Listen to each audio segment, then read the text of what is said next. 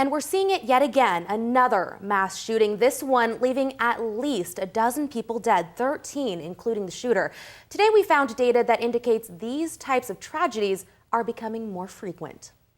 From the movie theater shooting in Aurora, Colorado, to the mass shooting in Fort Hood, to the tragedy at Sandy Hook Elementary in Connecticut, and now 12 dead at a Navy yard in D.C., it seems mass shootings are happening more often. I do think that there has been an increase in that for sure. And according to a study released this year out of Texas State University on the FBI's website, Dr. Morell is right. According to the research, back in 2000, one mass shooting occurred. That number jumped to 21 just 10 years later.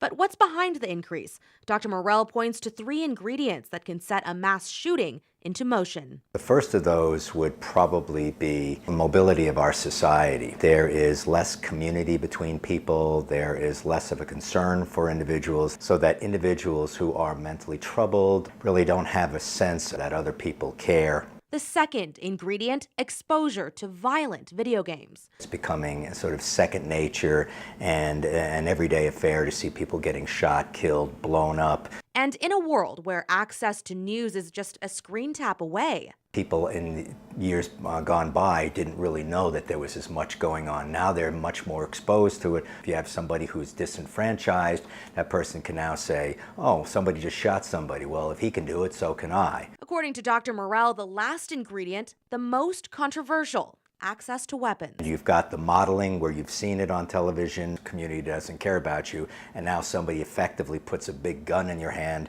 that you can spray down a bunch of people all at once. We clearly need to limit the access to guns. But what can we do now? Probably expose children to less violence. More of a sense of community, I think, would certainly help. He says change is possible, but only if we're open to it. The problem with our society many times is it doesn't want to hear the answers. He says self-interest many times blocks willingness to look at the facts and make the changes necessary to stop the increasing number of mass shootings.